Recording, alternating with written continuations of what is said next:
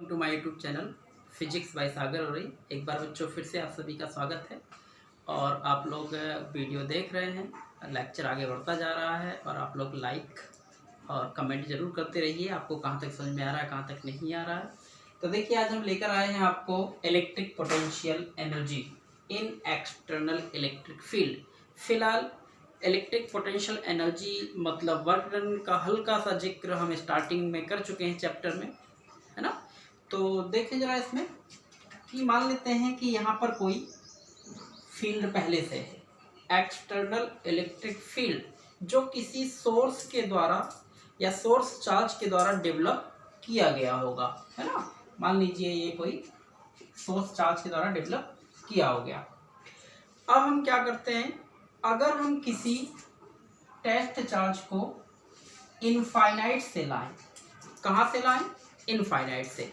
Infinite क्यों select करते हैं? क्योंकि हम मानते हैं कि इनफाइनाइट पर जो पोटेंशियल एनर्जी है या वर्क डन है या पोटेंशियल है, सारे के सारे जीरो माने जाते हैं।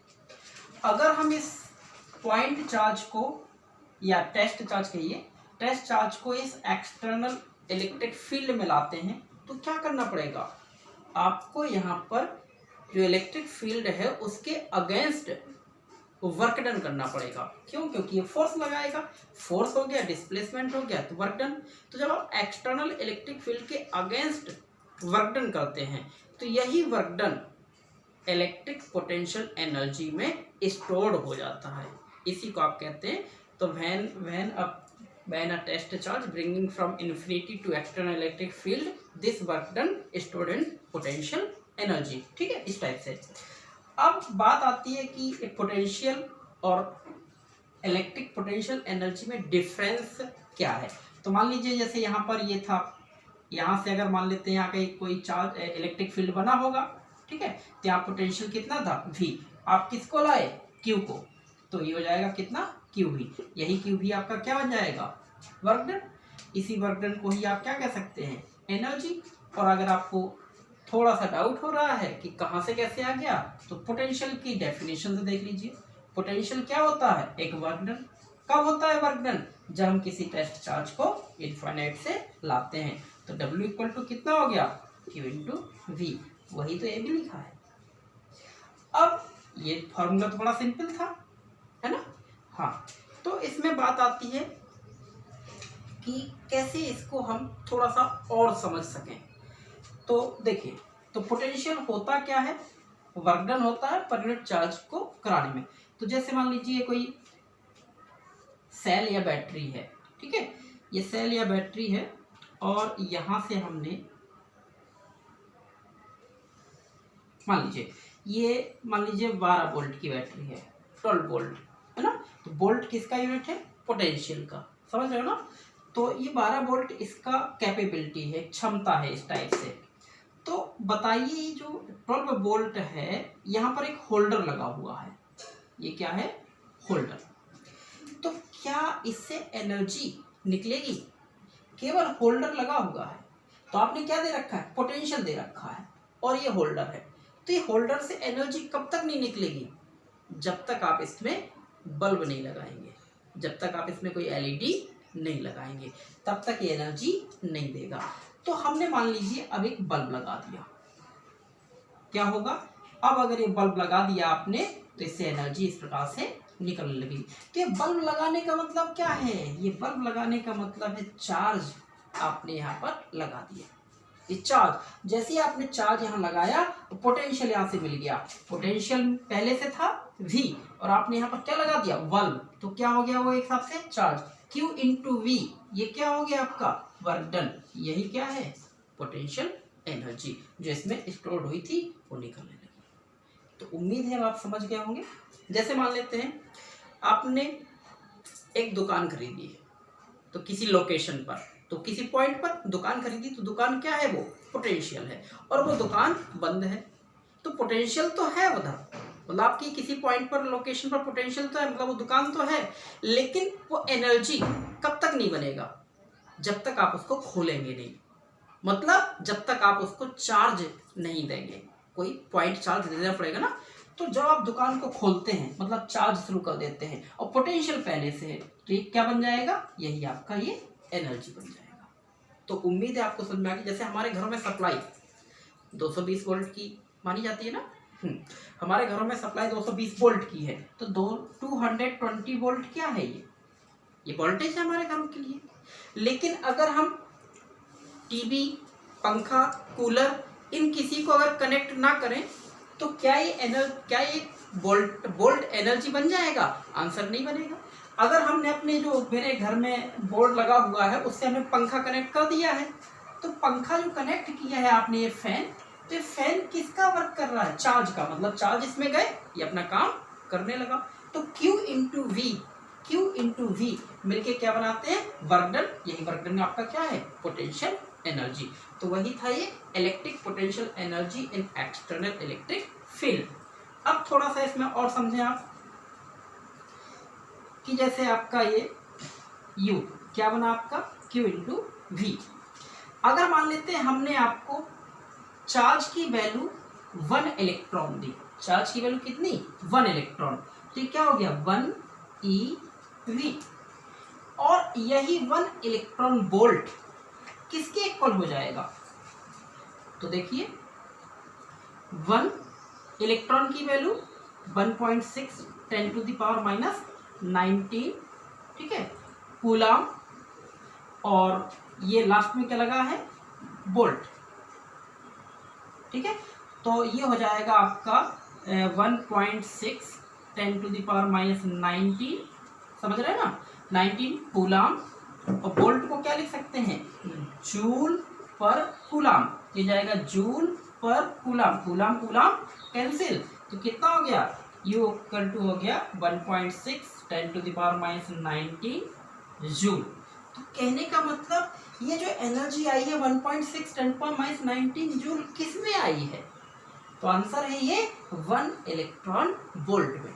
तो हमें पता चल गया कि जो पोटेंशियल एनर्जी है उसकी नॉर्मली यूनिट जूल होती है। लेकिन अगर इसी को हम क्या करें? न्यूक्लियर फिजिक्स में ले जाएं, एटम वगैरह है, मॉलिक्यूल्स वगैरह, छोटे छोटे पार्टिकल्स, तो ये एनर्जी को हम इलेक्ट्रॉन वोल्ट में मेजर करते हैं। तो हमें 2 यूनिट पता चल गया यहाँ पर, इलेक्ट्रॉन वोल्ट एनर्जी का यूनिट है और जूल भी एनर्जी का यूनिट है। तो 1 इलेक्ट्रॉन वोल्ट में कितनी एनर्जी होती है? 1.6 10⁻⁹ जूल।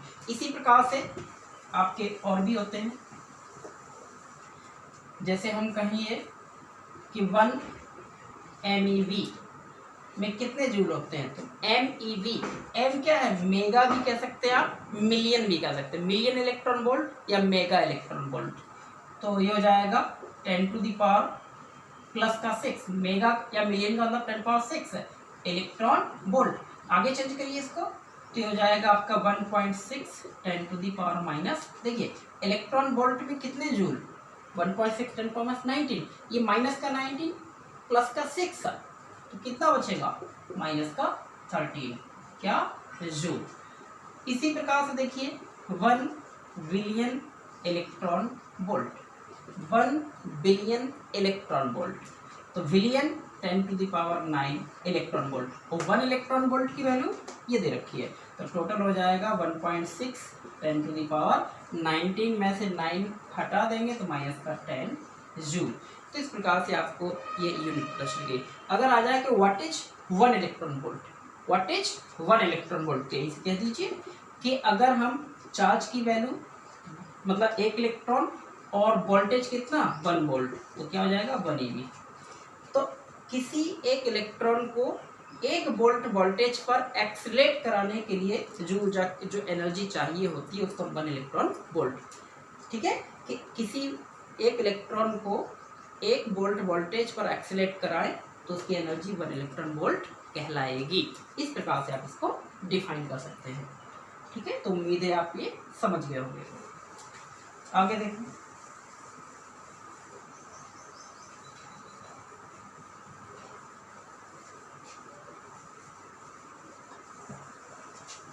अब हम लेके चलते हैं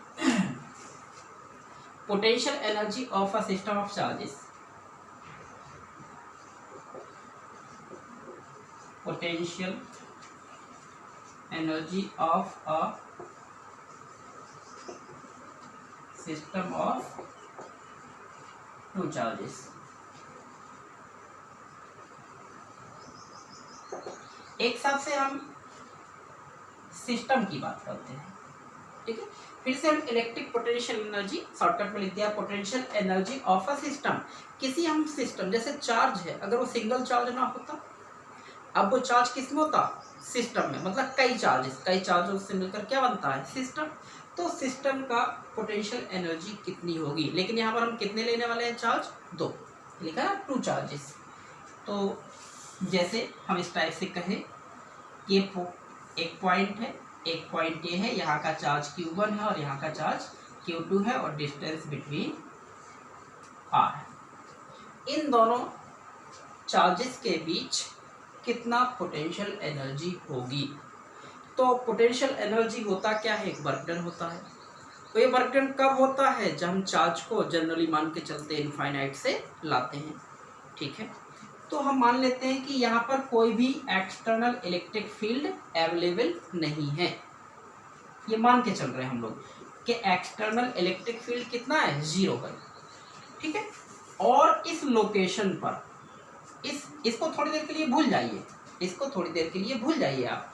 मान लीजिए यहाँ पर एक पॉइंट है और इस पॉइंट पर कोई भी चार्ज नहीं है, कोई भी फील्ड नहीं है, समझ रहे हैं ना। अब हम Q1 को कहाँ से ला रहे हैं, इनफाइनाइट से, तो वहां पर पोटेंशियल कितना होगा, 0। अब हम Q1 को इस पॉइंट तक ला रहे हैं, समझिएगा। जब हम इसको यहां तक लाएंगे तो हमें वर्क डन क्या करना पड़ेगा, तो आंसर है इस पॉइंट तक इसको लाने पर कोई वर्क डन आपको नहीं करना पड़ेगा। क्यों नहीं करना पड़ेगा, क्योंकि यहाँ पर कोई पोटेंशियल है ही नहीं, क्योंकि यहाँ पर कोई इलेक्ट्रिक फील्ड है ही नहीं। तो वर्क डन कितना हो जाएगा, W = Q तो रहेगा, लेकिन V कितना, 0। तो कितना, 0। समझ में आ रहा है कि जब यहाँ पर कोई कुछ नहीं था, किसी पॉइंट पर हम Q1 को लाते हैं तो हमें कोई भी वर्क डन नहीं करना पड़ता है। तो वर्क डन कितना हो गया इनिशियली, W1 = 0, तो एनर्जी भी 0।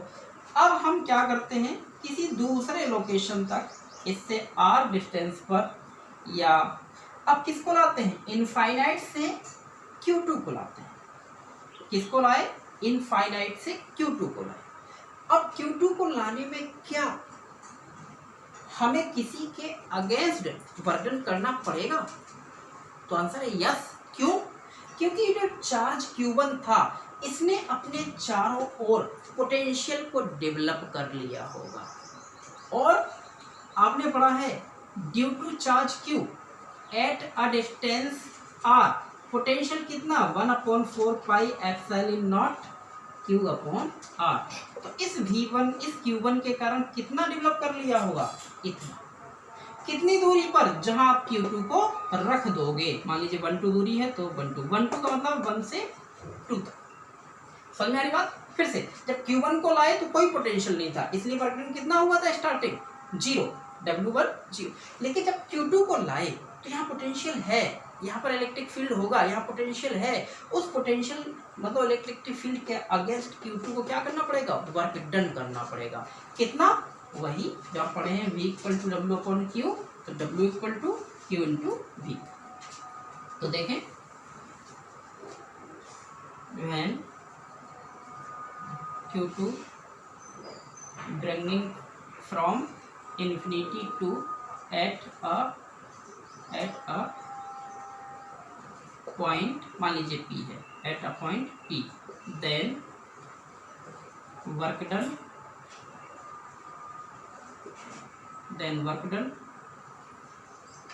against इलेक्ट्रिक फील्ड, या मान लीजिए यहाँ पर जो फोर्स है, work done against electric force, ठीक है। तो कितना, W2 मान लीजिए कितना, तो वहां पर कितना पोटेंशियल रहा होगा, मान लीजिए V1, और किसको लाया, Q2 को लाए, किसके अगेंस्ट, ये पोटेंशियल किसके कारण, इस Q1 के कारण। तो अब आपको फॉर्मूला पता है, W2 = 1/4 पाई एप्सिलॉन नॉट, ठीक है। V1 का मान कितना, Q1 अपॉन दोनों के बीच की डिस्टेंस R12 इंटू कौन, Q2। तो टोटल वर्क डन कितना हो जाएगा, W equal to W1 plus W2। तो W1 0 और W2 ये। तो फाइनली अगर आप आंसर लिखें तो ये हो जाएगा आपका WU, U यही आपका W है, यही 1/4πε0 Q1 Q2 अपॉन इन दोनों के बीच की डिस्टेंस, चाहे R12 का हो चाहे R। तो समझिए ये यूनिट क्या लिखेंगे आप, जूल। फिर से तो अब हम इस पर लौट के आते हैं। तो कहीं भी अगर न्यूमेरिकल्स ऐसा दिया हो कि Q1 दिया है, Q2 दिया है और डिस्टेंस बिटवीन देम दी है, तो इन दोनों के कारण पोटेंशियल एनर्जी कितनी होगी, तो आंसर है 1/4πε0 Q1 Q2 अपॉन R। ये कब होगा, जब दोनों के बीच में कोई मीडियम ना हो, वैक्यूम हो। अगर कोई मीडियम हो, इन दोनों के बीच में अगर कोई मीडियम भरा होता, तब आपका ये ऐसा हो जाता 1/4πε0 K Q1 Q2 upon R। तो K क्या है, dielectric constant of the medium. इसके बीच में आपने जो मीडियम भर दिया है, जो डाई इलेक्ट्रिक सब्सटेंस भर दिए हैं, उन्हीं का एक K है। तो ये समझ में आ रहा होगा। हाँ, तो इतना हो गया। अब इसमें थोड़ा सा और आगे चलते हैं। देखें ये पोटेंशियल एनर्जी कब इंक्रीज होगी और कब डिक्रीज होगी। तो देखें, तो पोटेंशियल एनर्जी कब इंक्रीज होगी कब डिक्रीज होगी, तो हमारा फॉर्मूला यही है। इसको आप याद कर लीजिए, न्यूमेरिकल्स के लिए डायरेक्ट हो जाएगा। कॉन्सेप्ट हमने दे दिया, अब याद कर सकते हैं आप इसको। तो अगर मान लेते हैं हम कि जो दोनों पॉइंट चार्ज हैं, ये Q1 है और ये Q2, या तो दोनों प्लस है, दोनों प्लस है, तो ये एक दूसरे के पास, जैसे Q2 को Q1 के पास लाएं या Q1 को Q2 के पास लाएं, तो क्या होगा, रिपल्सन फोर्स बढ़ेगा। जब क्योंकि देखिए यहाँ पर भी क्या है, U प्रोपोर्शनल 1/R है। अगर हम क्या करते हैं, नजदीक लाते हैं R, तो इनके बीच नजदीक लाते हैं तो R कम हो रहा है, R कम हो रहा है, तो ये U क्या होगा, बढ़ेगा। लेकिन कब, जब दोनों के चार्ज प्लस प्लस हो। ठीक है, क्योंकि हमें क्या करना पड़ेगा, हमें रिपल्सन फोर्स के अगेंस्ट वर्क डन करना पड़ेगा। तो ये U क्या होगा, U हो जाएगा आपका पॉजिटिव, मतलब बढ़ेगा। इसी को आप ऐसे भी कह सकते हैं Q1 Q2 ग्रेटर देन 0। जब Q1 Q2 0 से बड़ा हो, 0 से कब बड़ा होगा, जो दोनों या तो प्लस हो या दोनों माइनस हो। देखिए मल्टीप्लाई कराओगे तब भी प्लस आएगा, प्लस का कराओगे तब भी प्लस। तो Q1 Q2 ग्रेटर देन 0, तो U क्या आएगा, पॉजिटिव। इनको पास लाएं तो पॉजिटिव मतलब बढ़ेगा। अगर इनको दूर ले जाए, क्या कहें, दूर, तो कौन बढ़ेगा, R बढ़ेगा, तो U क्या होगा, कम हो जाएगा। जब लाइक चार्जेस है, तो लाइक चार्जेस को पास लाने पर पोटेंशियल एनर्जी इंक्रीज होती है, दूर ले जाने पर पोटेंशियल एनर्जी डिक्रीज होती है। अब जैसे एक प्रोटॉन दूसरा प्रोटॉन पास लाए, तो क्या होगा, पोटेंशियल एनर्जी इंक्रीज हो जाएगी। R कम होगा, U बढ़ जाएगा, क्योंकि सेम चार्जेस है। अगर आप देखिए ऐसा होता, इसी में एक माइनस होता और एक प्लस होता, और अब क्या करते, अगर इनका मल्टीप्लाई करें तो क्या होगा, Q1 Q2 लेस देन 0 आएगा, क्योंकि प्लस माइनस माइनस है ना। तो अब प्लस माइनस माइनस है, तो ये नेगेटिव हो गया।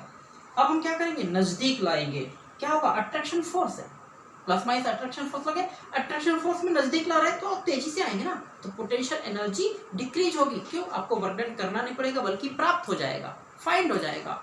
तो पोटेंशियल एनर्जी की कैसी होगी, तो इस कंडीशन में पोटेंशियल एनर्जी नेगेटिव होगी।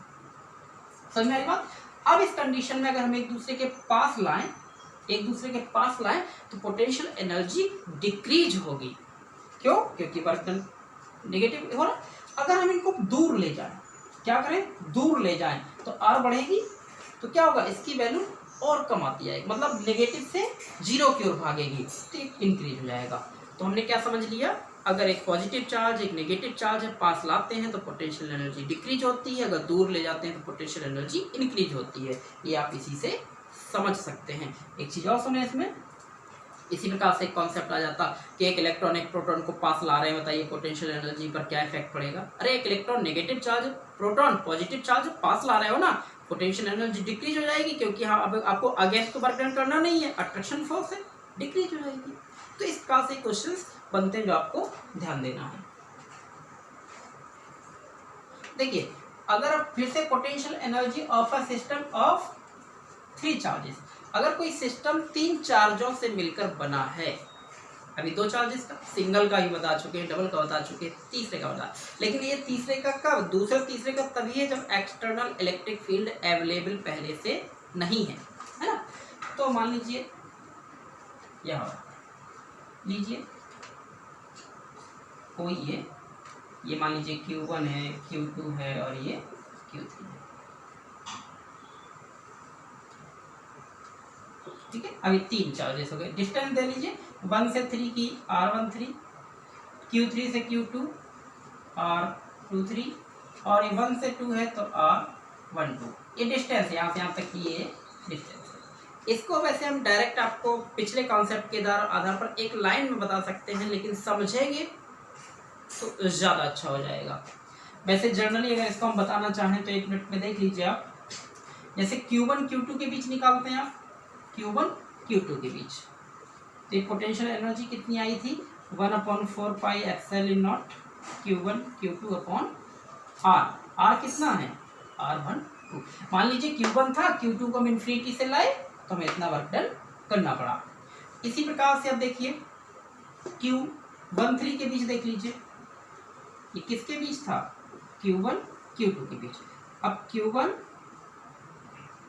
से Q3 के बीच है ना, तो Q1 से Q3, मान लीजिए Q1 यहाँ पहले से था और Q3 को हम कहाँ से ला रहे हैं इनफाइनाइट से ला रहे हैं, वर्क डन करना पड़ेगा कितना पिछले कॉन्सेप्ट से 1/4 पाई एप्सिलॉन नॉट पहला चार्ज और अगला charge upon distance between them R13, ठीक है। इसी प्रकार से अब हम Q2 Q3 मान लिया, Q2 पहले से है और किसको ला रहे हैं Q3 को, Q2 पहले से और किसको ला रहे हैं Q3 को ला रहे हैं इनफाइनाइट से, तो कितना वर्क डन, तो 1/4 पाई एप्सिलॉन नॉट दोनों charges Q2 Q3 upon R23, तो टोटल एनर्जी कितनी हो गई, जोड़ दीजिए, तो तीनों को जोड़ देंगे हम U1 plus U2 plus U3, मतलब इनके बीच एक एनर्जी, इनके बीच दूसरी एनर्जी, इनके बीच तीसरी एनर्जी, हो गई सिस्टम की एनर्जी है ना। तो तीनों में देखिए कितना कॉमन हो गया 1/4 पाई एप्सिलॉन नॉट कॉमन हो गया, यहाँ पर बचा क्या Q1 Q2 अपॉन R12, यहाँ पर Q2 Q3 अपॉन नहीं एक सेकेंड Q1 होगा, सॉरी Q1 Q3, तो Q1 Q3 तो R13 और ये वाला तो Q2 Q3 अपॉन R23 लीजिए। इस प्रकार से ये U आपका हो गया। तो अब क्या समझ, इसको न्यूमेरिकल्स में लगाएंगे तो कैसे लगाएंगे कि 1 से 2 के बीच, 2 से 3 के बीच, 3 से 1 के बीच, इस प्रकार से आप तीनों का ऐड करके लगा सकते हो आप। तो ये तरीका है। एक तरीका इसका और है, इसका देखें,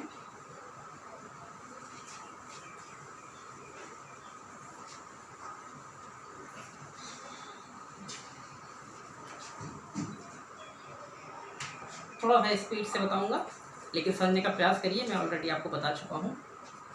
3 चार्जेस हैं, जब आप देखिए, जब आप Q1 को कहाँ से लाए, कोई पॉइंट है, Q1 को आप कहाँ से लाए इन्फिनिटी से, तो वर्क डन 0, क्यों, क्योंकि कोई इलेक्ट्रिक फील्ड नहीं था, ऐसा मान के चले।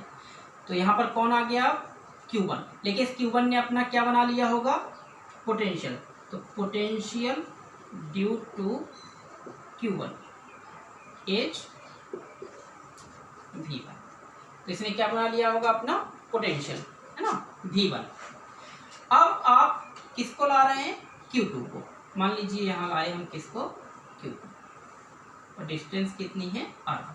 जब Q2 को हम यहाँ पर लाए, समझ रहे ना, जब हम Q2 को यहाँ पर लाए तो हमें क्या करना पड़ेगा वर्क डन, तो वर्क डन कितना करना पड़ेगा, ये Q2 ने अपना Q1 ने क्या बना लिया होगा अपना इलेक्ट्रिक फील्ड तो Q2 कितना पोटेंशियल तो Q1 ने अपना पोटेंशियल V1 बना लिया था, तो वर्क डन क्या होता है W = QV, तो Q2 × V1 ये आपका हो जाएगा। अगर आप इसको ऐसा लिखना चाहें तो ऐसे भी लिख सकते हो 1/4 pi epsilon not Q1 Q2 upon R12, मतलब एक Q2 ये है और V1 के कारण ये है। ठीक है, अब आप क्या कर रहे हैं, अब आप Q3 को ला रहे हैं, किसको ला रहे हैं यहाँ से Q3। जब आप Q3 को ला रहे हैं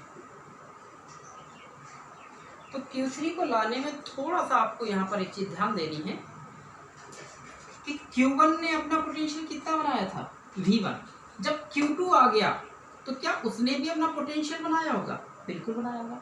तो पोटेंशियल ड्यू टू Q2, तो पोटेंशियल ड्यू टू Q2, तो इसने भी अपना पोटेंशियल बनाया होगा V2, मान लीजिए 1/4 pi epsilon not Q2 upon R, जिस लोकेशन पर हो वो देख लिया जाएगा जहां से जहां तक। ठीक है ना, तो ये अब बताइए जब हम तीसरे वाले को लाएंगे तो किस किस के अगेंस्ट उसे वर्क डन करना पड़ेगा। एक तो Q1 ने अपना पोटेंशियल बनाया, उसके अगेंस्ट वर्क डन करना पड़ेगा। फिर Q2 ने भी अपना पोटेंशियल बनाया, उसके अगेंस्ट भी उसको वर्क डन करना पड़ेगा, है ना। तो दो प्रकार से उसको वर्क डन करना पड़ेगा। क्या ये कह लीजिए कि 1 और 2 ने टोटल कितना पोटेंशियल बना लिया, या ये कह लीजिए टोटल पोटेंशियल, तो V1 2 मतलब 1 चार्ज के कारण और 2 चार्ज के कारण कितना, तो जोड़ दीजिए 1/4 पाई एप्सिलॉन नॉट, ठीक है, कितना V1 Q1 वाला, तो Q1 upon R1 plus 1/4 pi epsilon not Q2 upon R2। ये पोटेंशियल है 1 के और 2 के कारण। ठीक है, अब हम किसको ला रहे हैं Q2, then Q3 ब्रिंगिंग कहाँ, from infinity to at a point. अब हम इन्फिनिटी जैसे ये बना हुआ है एट अ पॉइंट, तो देन वर्क डन, तो मान लीजिए आपका W3 हो गया। तो ये वर्क डन आपका कितना हो गया, गौर से देखें इसमें, तो ये हो जाएगा Q × V, तो Q3 V कौन सा V1 और 2। अब इसकी वैल्यू आप यहाँ रखिए, तो देखें अब हम वैल्यू रखते हैं, तो W3 = Q3 V, और V की वैल्यू कितनी है बच्चों, ये 1/4 pi epsilon not Q1 upon R1 plus 1/4 pi epsilon not Q2 upon R, ये थी ना। अब अंदर गुणा करा दीजिए, तो W3 = कितना 1/4 पाई एप्सिलॉन नॉट, इसका गुणा तो Q1 Q3, ठीक है, अपॉन R किसके बीच, 1 और 3 के बीच, तो 1 3 ले लीजिए, इसका मल्टीप्लाई इसमें, तो 1/4 पाई एप्सिलॉन नॉट Q2 और Q3, है ना, अपॉन डिस्टेंस 2 और 3 के बीच, ये हो गया। तो टोटल वर्क डन कितना, W1 plus W2 plus W3, 3 प्रकार से करना पड़ा ना। तो W1 कितना है आपका 0, W2 कितना है ये 1/4 pi epsilon not Q1 Q2 upon R1 plus W3, और W3 कहाँ है ये 1/4 pi epsilon not Q1 Q3, तो R13 ऐसे इसका से 1/4 pi epsilon not Q2 Q3 upon R23 हो जाएगा। तो अब टोटल वर्क डन, या इसी को आप एनर्जी कह सकते हो, कितना आ गया, सही रूप में लिख दीजिए 1/4 पाई एप्सिलॉन नॉट कॉमन, तो Q1 Q2 upon R12 plus ये पहले लिख लीजिए Q2 Q3 upon R23 plus Q1 Q3 upon R13। लीजिए, ये तो था, तो एक बताया था। तो ये भी एक तरीका था, ये सेकंड मेथड है। इससे मेथड वो पिछला सरल है, लेकिन एक कॉन्सेप्ट आपको देता है कि आप कैसे कैसे सॉल्व कर सकते हैं। तो इसके पास स्क्रीनशॉट लेकर इसको आप चाहें तो सॉल्व कर सकते हैं। ठीक है, अब देखो हम आपको आगे बढ़ाते हैं।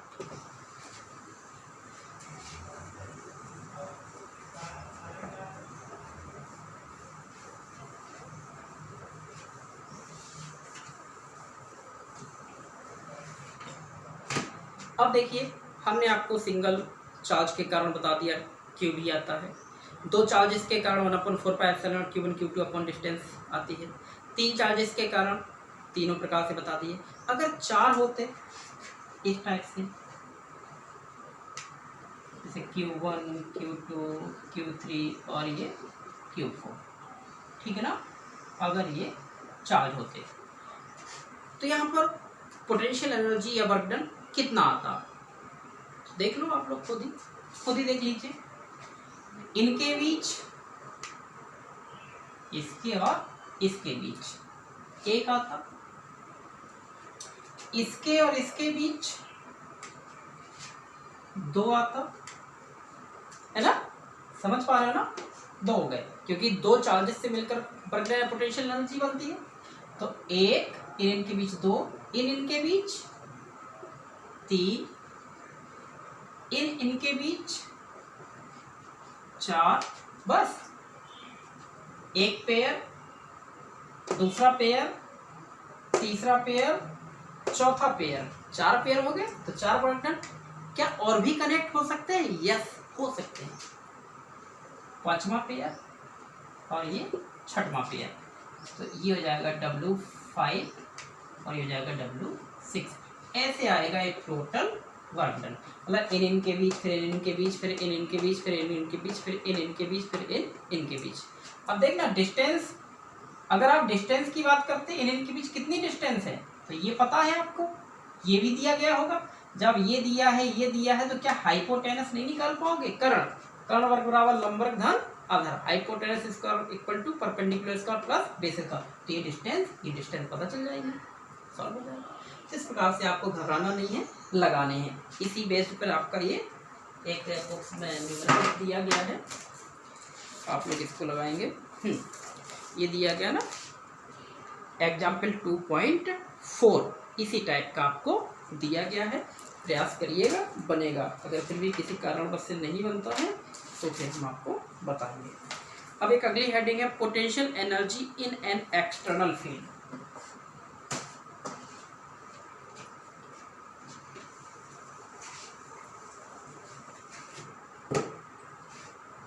तो देखें, पोटेंशियल एनर्जी इन एन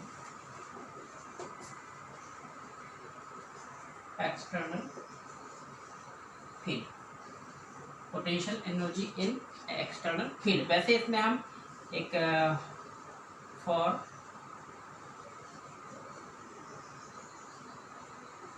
देखिए, पहले से यहाँ पर कौन है, इलेक्ट्रिक फील्ड है, potential energy and external field में, और आप किसी चार्ज को यहाँ से किसी पॉइंट तक लाते हैं और इस पॉइंट पर पोटेंशियल भी है, तो कितनी पोटेंशियल एनर्जी आती है? Q into V। यही इसका आंसर है, जो कि हम पीछे आपको पढ़ा चुके हैं। अब बात आती है अगर potential energy in external field for single charge नहीं, for system of two charges. अब देखो, अब फिर से potential energy in external field for system of two charges. आप तो कहोगे सर ये तो आप पढ़ा चुके हो, फिर दोबारा क्यों पढ़ा रहे? नहीं, दोबारा नहीं पढ़ा रहे। अभी हमने जो दो चार्जेस के लिए पढ़ाया था वो तब पढ़ाया था जब वहाँ पहले से कोई एक्सटर्नल फील्ड नहीं था। हमने 3 चार्जेस के लिए दिखाया, 4 चार्जेस के लिए दिखाया, लेकिन वो तब था जब वहाँ पर एक्सटर्नल फील्ड अवेलेबल नहीं था, इलेक्ट्रिक फील्ड नहीं था। लेकिन अब पहले से ही यहाँ पर इलेक्ट्रिक फील्ड है, तब वर्क डन या एनर्जी क्या होगी, सिंगल के लिए बता चुके हैं और एक इसके लिए है डबल के लिए। तो समझने का प्रयास करिए कि पहले से ही यहाँ पर सिस्टम हो चुका है। इनफाइनाइट से मान लीजिए आप किसको लाए, Q1 को लाए। इनफाइनाइट से Q1 को लाए, पहले से ही यहाँ पर पोटेंशियल था, तो आपको कितना वर्क डन करना पड़ा, Q1 को लाए, मान लीजिए यहाँ पोटेंशियल कितना था V, तो कितना वर्क डन करना पड़ा Q1 इंटू V। एक आंसर आपका हो गया। अब आप किसको लाने वाले हैं, अब आप किसको लाने वाले हैं इनफाइनाइट से, Q2 को, क्योंकि 2 चार्जेस का पड़ रहा है। क्या बताइए, ये जो Q1 लाया है, Q1 यहाँ पर आ गया, ठीक है, क्या इसने भी अपना पोटेंशियल यहाँ डेवलप किया होगा, तो आंसर डेवलप किया होगा, बिल्कुल किया होगा। और ये एक्सटर्नल फील्ड का पोटेंशियल कितना V, और इसका पोटेंशियल मान लीजिए क्या है V1। तो देखें, तो when Q2 bringing from infinity to at a point, then work done। देखिए, ये वर्क डन जो हमें करना पड़ेगा किस किस के विरुद्ध, किस किस के अगेंस्ट करना पड़ेगा, ये सोचने वाली बात है।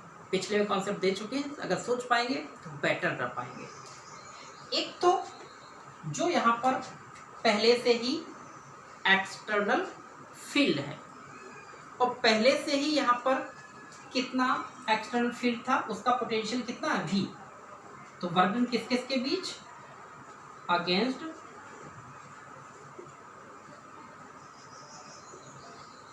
एक्सटर्नल फील्ड प्लस एक तो इसके अगेंस्ट करना पड़ा, फिर इस Q1 ने अपना पोटेंशियल डेवलप किया होगा, तो उसके भी अगेंस्ट पोटेंशियल V1, जो डेवलप किसने किया होगा, Q1 ने, ठीक है। तो देखें आप, तो अगेंस्ट एक्सटर्नल फील्ड कितना, किसको लाए, Q2 और किसको V, कितना पोटेंशियल था V, अलग भी हो सकता है, अगर अलग है तो रख लीजिए Q2 इंटू V, ये ठीक है।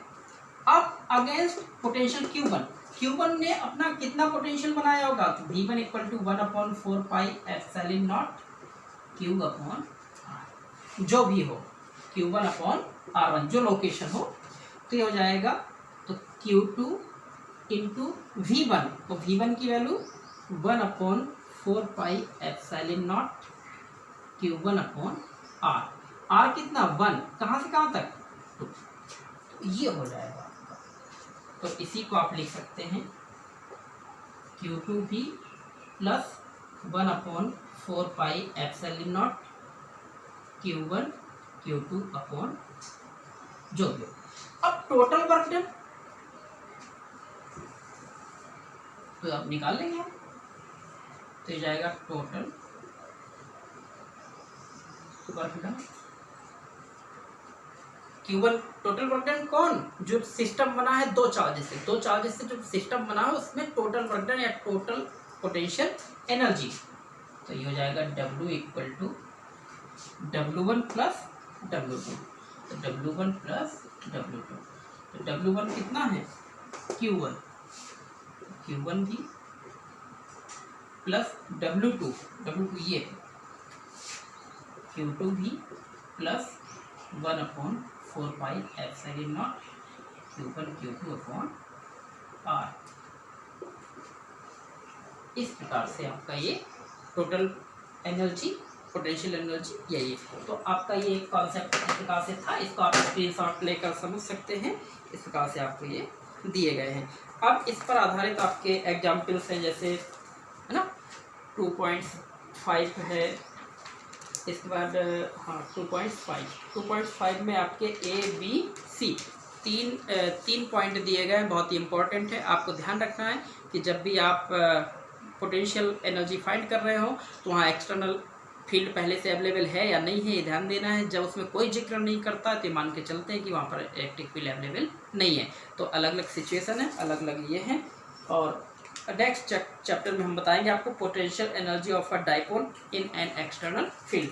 बच्चों जाते जाते आपको एक चीज़ और बताते जाएं, फिजिक्स सीखने का मतलब होता है, फिजिक्स को कॉन्सेप्ट क्लियर करने का मतलब होता है कि अब आपने कोई भी फार्मूला फाइंड किया, उसके कॉन्सेप्ट को क्लियर कर लिया, उस पर आधारित न्यूमेरिकल आपको लगाना होता है। जब तक आप उस कॉन्सेप्ट के, उन फार्मूलों के न्यूमेरिकल्स नहीं लगाते हैं, जब तक ये मान के चलिए कि आप उसमें मैच्योर नहीं होते हैं।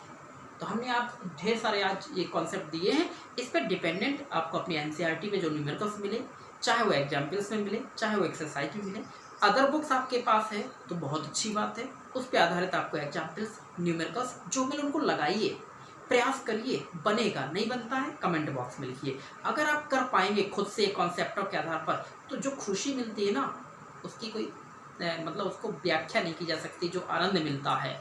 ऑल द बेस्ट, लगे रहिए और लाइक ज़रूर करिएगा। Thank you so much.